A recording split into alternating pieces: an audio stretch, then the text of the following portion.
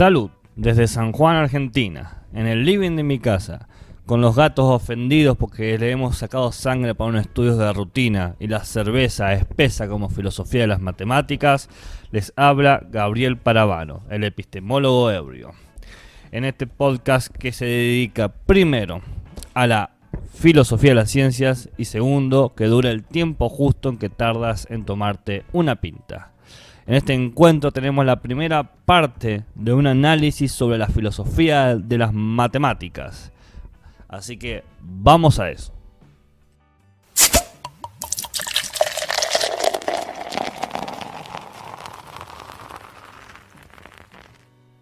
Del mismo modo que la filosofía del derecho no legisla, ni la ciencia propone o verifica hipótesis científica, así nos percatamos que desde el principio de la filosofía de la matemática, esta no aumenta en modo alguno el número de los teoremas en las teorías matemáticas. La filosofía de las matemáticas no es matemática, sí es una reflexión sobre las matemáticas o lo que da lugar a cuestiones y respuestas matemáticas.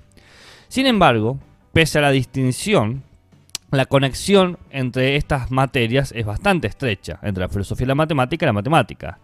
En efecto, no cabe reflexionar con fruto sobre una materia en la que no estamos versados, y la reflexión sobre la que estamos haciendo podrá ser provechosa, volviendo más eficaz nuestro hacer. Seguramente, la filosofía de la matemática nos permita ser un poco mejor matemáticos.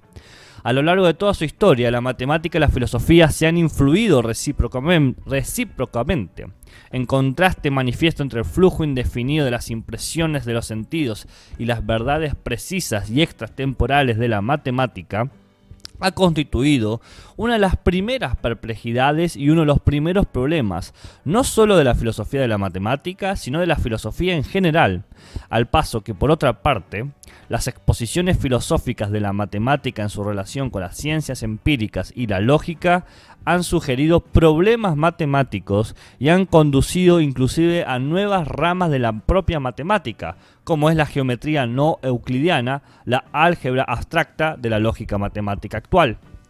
Toda vez que el pensamiento matemático no es solamente una ocupación altamente especializada, sino que forma parte de la actividad corriente del vivir, los problemas de la filosofía de la matemática versan igualmente sobre la filosofía en general y sobre temas técnicos. Esto no es en modo alguno peculiar de la filosofía de la matemática. Hay una división clásica en la filosofía que se ocupa de problemas técnicos. En efecto, algunos de los problemas, tal vez los más importantes, van más hacia lo técnico y se plantean hasta en lo diario e independientemente de cualquier preparación especial. Y algunos, eso sí, surgen tardíamente, por ejemplo, cuando nos dedicamos a filosofar. Entre las cuestiones filosóficas matemáticas familiares a todo el mundo, hay algunas que surgen de reflexionar sobre los enunciados como los siguientes. Vamos a decir que los 3 primeros de los 6 pertenecen a lo que llamamos por ahora matemática pura y a los otros 3 de los 6 a lo que sería la matemática aplicada. Primer enunciado, 1 más 1 igual 2. Segundo enunciado, todo triángulo euclidiano equiángulo es al propio tiempo equilátero. Tercer enunciado, si un objeto pertenece a una clase de objetos, digamos la clase A, y si A está incluida en otra clase de objetos, digamos B, entonces el objeto en cuestión pertenece también a B, es decir, pertenece a la clase A y la clase B. Cuarto enunciado, una manzana y una manzana hacen 2 manzanas. Quinto enunciado, si los ángulos de un pedazo triangular de pizza son iguales, sus lados son también iguales. Sexto enunciado, si este animal pertenece a la clase de los gatos y si esta clase está incluida en los vertebrados, entonces este animal pertenece también a la clase de los vertebrados. Ahí están, 6 enunciados, 3 de matemática pura y 3 de matemática aplicada. Al examinar estos enunciados nos planteamos naturalmente preguntas por ejemplo, ¿por qué parece ser sus verdades necesarias, evidentes o indudables? ¿Son verdad de este modo peculiar porque se afirman acerca de objetos de alguna clase especial, digamos números, formas o clases? ¿O la verdad es porque se afirman acerca de objetos en general en sentido de tales objetos, o bien son verdad de un modo peculiar, porque no se afirman de objeto alguno en absoluto. La verdad de esto que acabamos de decir se debe a un método particular, cómo se formulan, cómo se verifican, por ejemplo, un acto inmediato, una intuición o una comprensión. ¿Cuál es la relación entre cada uno de los tres enunciados de matemática pura y su enunciado correspondiente de matemática aplicada? Porque veamos, en el primer enunciado 1 más 1 igual a 2 se corresponde al cuarto enunciado, una manzana y una manzana hace 2 manzanas. El segundo enunciado, todo triángulo euclidiano equiángulo, es decir, que tiene están de forma equivalente los ángulos, es al propio tiempo un equilátero, que se relaciona con el quinto enunciado. Si los ángulos de un pedazo triangular de Pisa son iguales, sus lados son también iguales. Y el tercer enunciado, si un objeto pertenece a una clase de objetos, digamos A, y si A está incluida a otra clase de objetos, digamos B, entonces el objeto en cuestión pertenece también a B, se corresponde con el sexto enunciado. Si este animal pertenece a la clase de los gatos y si esta clase está incluida en los vertebrados, entonces este animal pertenece también a la clase de los vertebrados. Entonces, ¿cuál es la relación? La reflexión pasa de forma muy gradual e inevitablemente presenta cuestiones matemáticas más familiares y otras menos familiares y unas que parecen absurdamente técnicas. Así, por ejemplo, cualquier intento de responder a preguntas sobre 1 más 1 igual a 2 nos obligará a colocar este enunciado en un contexto, el sistema de los números naturales, y tal vez, si es posible, en un sistema de números más amplios todavía. Y las preguntas que hemos planteado acerca del enunciado aparentemente aislado se extenderán inmediatamente al sistema o a los sistemas a los que pertenecen. Y en forma análoga nos veremos obligados a investigar el sistema, los sistemas puros de geometría, álgebra de clases, estructuras aritméticas, geométricas, algebraicas, clases aplicadas, etcétera, etcétera. Investigaciones que empiezan a plantear cuestiones, estructuras y funciones de la matemática cada vez más pura, más general y más abstracta. Por supuesto, las consecuencias de esta respuesta del filósofo a esta última cuestión se harán más claras si consideramos la manera en cómo tratamos los problemas específicos y encima controvertidos. Uno de estos y de los más importantes se refiere al análisis de la idea del infinito. Este problema surge en una etapa temprana en la reflexión filosófica sobre la posibilidad sobre lo ilimitado, el proseguir de la serie de los números naturales y de subdividir la instancia entre dos puntos. Y vuelve a aparecer en todas las etapas más sutiles del filosofar sobre las cantidades no concretas y las cantidades continuas.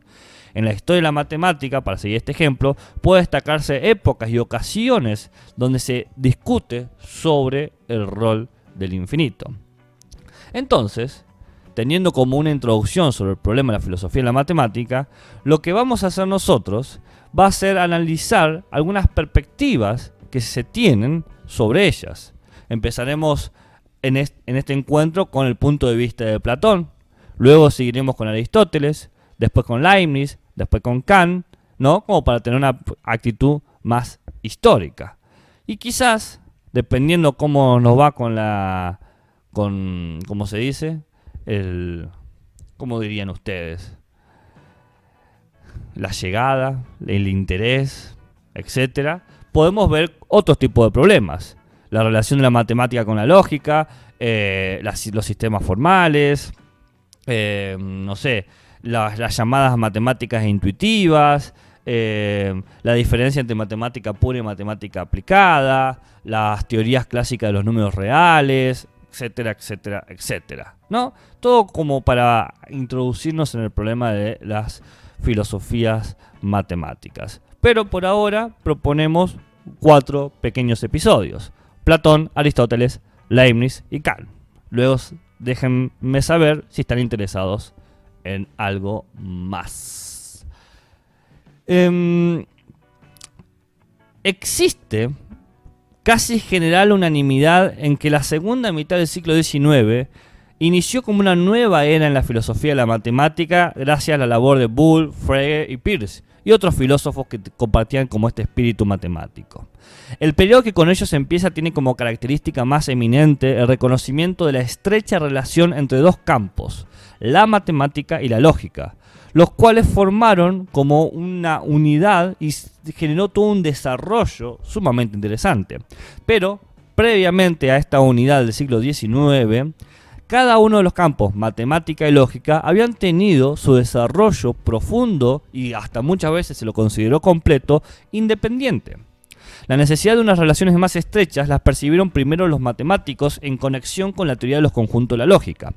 En efecto, la existencia de la teoría de los conjuntos sobre contradicciones cuyo origen no era claro les parecía exigir un análisis lógico, tarea sin embargo para la cual la lógica tradicional no estaba siendo adecuada, pues era demasiado estrecha en su alcance e insuficientemente rigurosa en sus métodos. Había que desarrollar nuevos sistemas de lógica que estuvieran libres de aquellos defectos, que abarcaran tipos de razonamiento deductivos y de manipulación formal empleados en matemática y que cuya precisión fuera la de los sistemas del álgebra abstracta del momento. De hecho, la nueva era de la matemática, la actual, está dominada por los intentos de aclarar la matemática por medio de la lógica, de aclarar la lógica por medio de la matemática, y de llegar en esta forma a una concepción adecuada de la relación entre las dos disciplinas, si es que en realidad son dos y no son una sola. La abundancia de nuevas ideas, nuevas terminologías y nuevos simbolismos que acompañan a las nuevas formas de considerar la matemática y la lógica no debe ocultar los elementos de continuidad entre la filosofía de la matemática pre-siglo XIX. Los cambios revolucionarios afectaron los instrumentos de análisis lógico en mayor grado de lo que constituía su propósito, y sería totalmente erróneo sostener que los problemas filosóficos acerca de la estructura y función de los sistemas de la matemática pura y aplicada, así como las diversas actitudes fundamentales frente a dichos problemas, han cambiado al grado de no reconocerlos. Los problemas de la filosofía de matemáticas se siguen manteniendo. Entonces, ante esta condición, nosotros vamos a ver un poco cuáles eran estos problemas pre-siglo XIX, y a veces se dice matemática prefegriana o pre-Boole o pre-Peirce, ¿no? Como para hablar de otro tipo de matemática o problemas matemáticos. De ahí que empecemos con nuestro viejo y querido amigo Platón. Para Platón, una tarea intelectual importante, y tal vez la más importante del humano, consistía en distinguir la apariencia de la realidad. Es una tarea que se requiere no solo del filósofo o del científico contemplativo, sino también en mayor grado todavía del humano en la acción, y en particular del humano que administra o gobierna, que debe orientarse en el mundo de la apariencia y tiene que saber lo que ocurre, lo que puede hacerse y lo que debería hacerse. Para conseguir un orden teórico práctico en el mundo de las apariencias que está en cambio constante, hemos de conocer la realidad que nunca cambia. Solamente en la medida en que lo hagamos podemos comprender y dominar el mundo de la apariencia que nos rodea. Descender de este elevado y hasta aquí árido plano de la generalidad filosófica a la filosofía de la matemática pura y aplicada de Platón, y de hecho también a su filosofía de la ciencia y la política, presupone que pueda darse a luz la distinción entre apariencia y realidad. Al intentarlo, Platón sigue ciertas sugestiones resultantes del empleo corriente por los griegos de las palabras que corresponden a la idea de apariencia y realidad o sus afines. Platón no infería de ahí que el empleo corriente no pueda acaso contener también sugestiones diversas o sobrecomprensiones filosóficas. Observó que la gente distingue por lo regular y sin vacilar entre lo que puede ser la mera apariencia y la realidad. Su juicio es conforme a ciertos criterios que a veces están más o menos claros. Así, por ejemplo, exigimos de un objeto real, qué sé yo, una pizza, que su existencia sea más o menos independiente de nuestra percepción, que posea cierto grado de permanencia, que sea susceptible de dejarse describir con cierto grado de precisión. Es decir, la pizza existe sin mí, lo puedo percibir, tiene ciertas cosas precisas, es rica o es fea, lo que sea. Todos estos requisitos, especialmente de la permanencia, la pizza va a seguir existiendo si no me la como, son susceptibles de gradación y rigen en esta forma el empleo del término relativo que dice Platón, que dice más real que. La pizza es más real que el dibujo de la pizza, por ejemplo. Platón es conducido así a concebir una realidad absoluta y entidades absolutamente reales como límites ideales que se corresponden a condiciones meramente relativas. Estas entidades absolutamente reales, que Platón va a llamar formas, ideas, eidos, tenemos como muchas traducciones, se conciben como independientes de la percepción, como susceptibles de una definición absolutamente precisa y como absolutamente permanente. Esto es, son entidades eternas o extratemporales.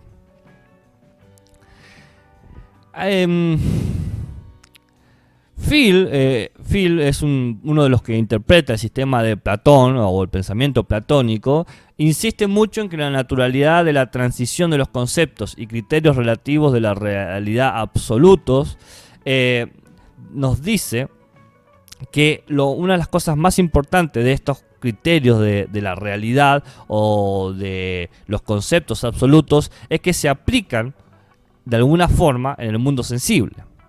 De esta manera, no solo se brinda una explicación posible de cómo Platón se vio conducido a una teoría de las formas, sino que representa su punto de vista central. Las formas comprenden no solo modelos ideales de los objetos que existen, sino que son, y esto es lo importante, situaciones ideales hacia las cuales el humano debe esforzarse por llegar. Las formas no es simplemente el modelo con el cual nosotros representamos a la realidad, tenemos la idea de silla y construimos una silla, sino que es la situación ideal que el humano tiene que esforzarse por hacer real. Entonces, este es un verdadero problema. ¿Qué entidades, tenemos que preguntarnos, son conformes a los criterios de la realidad que tenemos nosotros, pero criterios de una realidad en términos absolutas?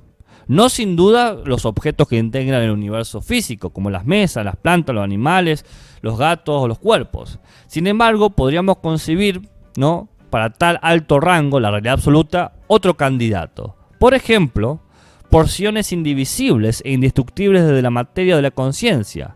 Sí podemos demostrar que existe algo indestructible de la materia de la conciencia.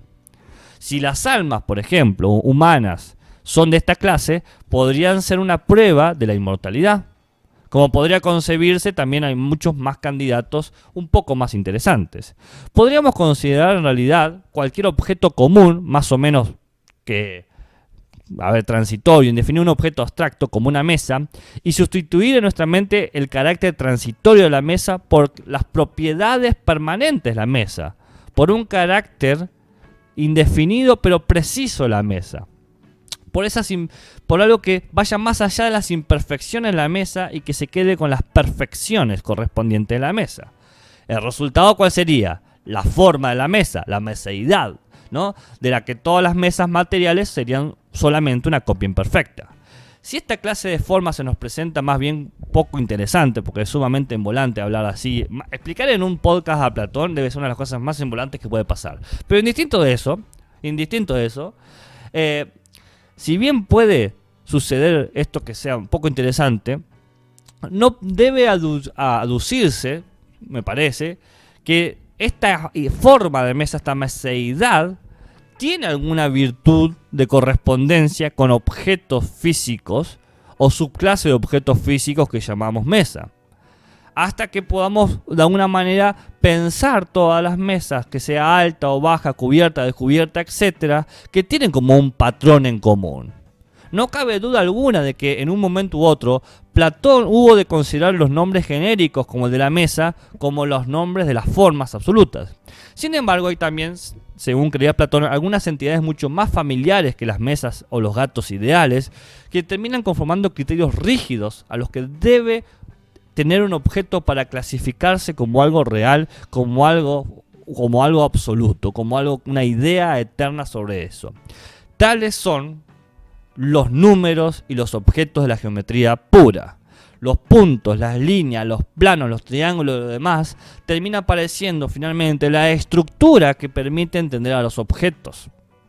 Y de hecho, puede sostenerse con fundamento que en las etapas finales del pensamiento de Platón, éste admitía que había en realidad dos formas absolutas, dos grandes objetos. Ya no era la meseidad, sino que todas las mesas, todos los gatos, todo lo que existía, estaba constituido por las matemáticas. La precisión, la extratemporalidad y en cierto sentido la independencia con respecto a ser percibido, que es algo sin duda característico para el pensamiento de Platón. Los enunciados matemáticos cumplían todo esto, son precisos, más allá del tiempo y no pueden percibirse. Y el punto de vista según el cual los números, las entidades geométricas y su relación recíprocas poseen alguna existencia objetiva o cuando menos intersubjetiva es perfectamente plausible. Todos creemos de alguna manera que los números existen. En términos generales, se puede decir que el platonismo es una filosofía natural de la matemática. especialmente de aquello que considera que se descubren verdades, de manera que se pueden formular estas verdades deduciendo lógicamente a partir de informaciones ya obtenidas. Que esta información obtenida en realidad está implícitamente dada en la propia realidad. Platón creía sin lugar a duda que hay objetos eternos, definidos, independientes del razonar, que va a llamar 1, 2, 3, etc. Estos son las formas aritméticas. Consideraba asimismo que hay objetos eternos, definidos, independientes del razonar, que llamamos punto, línea, círculo, etc. Estos son las formas geométricas. Al enunciar que 1 y 1 son 2, o que la recta es la distancia más corta entre dos puntos, terminamos describiendo formas y relaciones de valor y realidad necesaria, indudable y verdadera. Sin duda, cada una de estas tiene su multiplicidad de casos, o sea, muchos casos de forma y lo que sea. Habiéndose suscitado alguna duda y controversia acerca de la condición de algunos casos, si realmente una recta es lo que es o dos puntos son lo que son. Pero se ha planteado la cuestión en efecto a propósito de qué piensa Platón, por ejemplo, de la presencia de 2 en 2, o de 2 y 2 son 4, o de la doble presencia de una recta, o dos rectas, o que dos rectas no tienen puntos en común, etc. ¿Son tal vez todos estos casos de 2 los múltiples doces, ¿no? 2 puntos, 2 elementos, 2 rectas con lo que opera la matemática, entidades separadas que tenemos que distinguir del mundo ideal? ¿O debemos acaso decir que todo lo que se enuncia sobre la multiplicidad o sobre el 2 se enuncia en última instancia de un solo concepto, el 2? Entiéndase, tenemos muchas cosas que son dobles.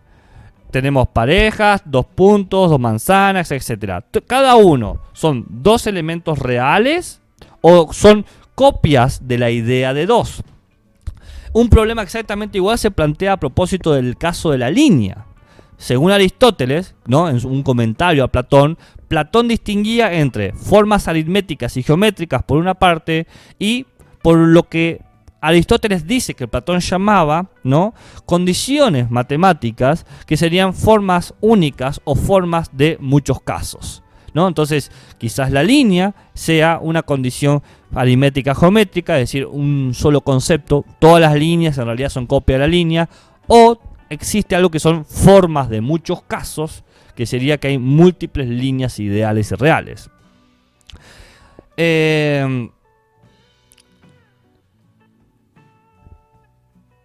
Sin tomar partido de cuál puede ser la respuesta, ¿no? O si Aristóteles comprendió mal o bien, o deliberadamente hizo una interpretación equivocada de su antiguo maestro, eso queda para después. Vale la pena observar que la relación entre conceptos matemáticos como los del número, punto o otros casos no es un problema banal, porque lo encontramos cuando examinamos la naturaleza de todas las proposiciones existenciales de la matemática. Hay pues un mundo de formas, dice Platón, con objetos intemporales, independientes de nuestra forma de ver al mundo, que está totalmente apartado o es totalmente distinto al mundo que nosotros percibimos. Y la única manera de captar este mundo es por medio del razonamiento y no por medio de los sentidos. Y en la medida que comprendemos las formas aritméticas y geométricas, terminamos comprendiendo la estructura que hace ese mundo sensible y que por lo tanto terminamos comprendiendo también la verdad de las matemáticas. Una de las características curiosas de la matemática, cuando menos luego a partir de Leibniz, es que pese al carácter cierto de las verdades, nunca se está en modo alguno universalmente de acuerdo con todo lo que las proposiciones matemáticas dicen, suponiendo que sean verdaderas. Según Platón, las verdades matemáticas son verdad manifiestamente acerca de algo, esto es, acerca de las formas de las propias matemáticas. Resulta fácil, por consiguiente, formular respuestas ante preguntas o ante las preguntas que presenté al principio, ¿no? Por ejemplo, la proposición 1 más 1 igual a 2 y todas las demás proposiciones que son verdaderas de la aritmética y la geometría aparecerían, desde el punto de vista platónica, como necesariamente ciertas, porque están describiendo relaciones que no cambian, eternas, invariables, sobre objetos invariables, el 1, el más, el 1, el igual y el 2, o todos los casos realmente invariables. Su necesidad, el hecho de que sea necesariamente verdadera, vuelve que sean independientes. Es decir, vos podés nunca saber que 1 más 1 es igual a 2, pero va a seguir siendo verdad. Es independiente a tu existencia, independiente de que descubras o no esta verdad. Y por consiguiente, dado que es necesario e independiente en términos platónicos, termina construyéndose hasta como una ley, porque es necesario, independiente, seas o no seas consciente. Entonces la verdad de las matemáticas son independientes de todo acto de pensamiento que podamos hacer, pero nos regula nuestra manera de existir. No es indispensable, por ejemplo, dibujar puntos o rectas en el pizarrón o en nuestra mente o en donde sea para que existan los puntos o las rectas. Según Platón, la construcción del pensamiento no es más que una necesidad práctica del humano o una guía que se da a sí mismo para el descubrimiento, pero no para crear la verdad.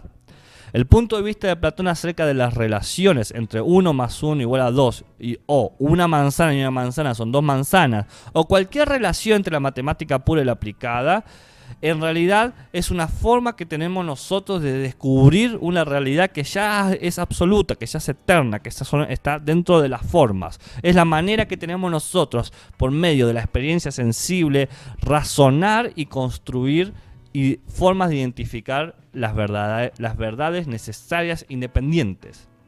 Esto último, en efecto, es hasta un límite de qué tanto podemos definir y poder precisar de estas verdades.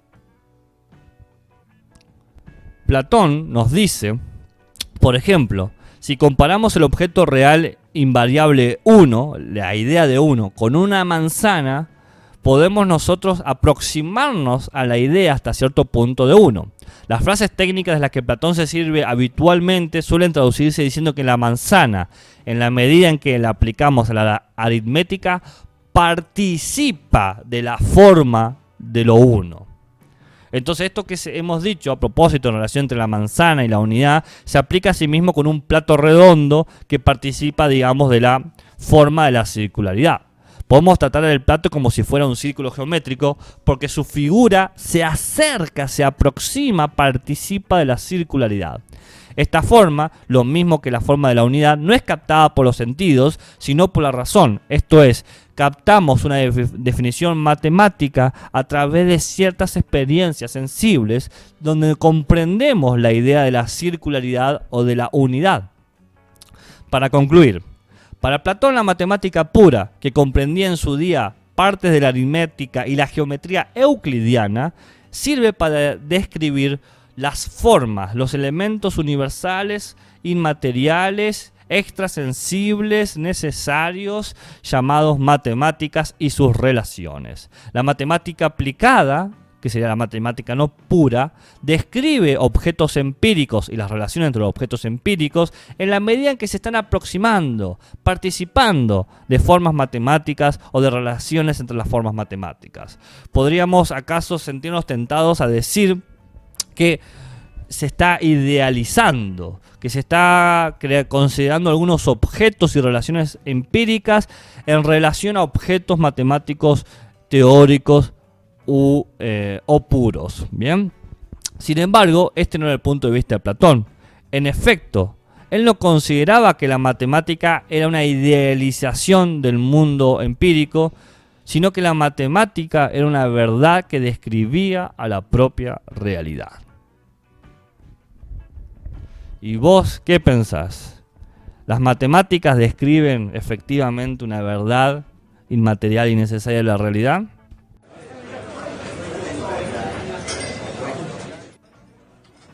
Bien, pasemos a la siguiente sección. Camarero, una cañita para llevar. Una sección de propaganda desvergonzada que nadie que aprecie su tiempo debe escucharla. Primero, ¿en qué nos estamos basando para todo esto? Bueno, un hermoso libro de Stephen Kornegg que habla sobre la filosofía de las matemáticas, sumamente recomendable, de muy fácil lectura, breve, interesante, etc. Segundo, estoy buscando científicos, ando buscando gente de las ciencias, de cualquier rama, de cualquier ámbito, naturales o sociales, para hacerles preguntas sobre cómo trabajan o cuáles son sus conocimientos de la ciencia. La idea es realizar pregrabaciones de sus respuestas, tipo, qué sé yo, audios de WhatsApp u otro medio, y subirlos al podcast e interpretar su forma de entender la ciencia. Esto está inspirado en lo que se conoce como epistemología naturalizada. En vez de decirle a los científicos qué es y cómo se hace la ciencia, el científico le cuenta al epistemólogo qué es y cómo hace la ciencia. Y bueno, se analizan sus respuestas no para juzgarlas, sino para entender su visión de la ciencia de la que participan. Tercero, compártelo, comparte el podcast. No sé qué estás haciendo, compartilo.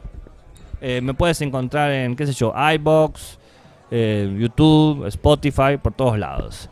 Siempre como el epistemólogo ebrio. Salud y buenas ciencias.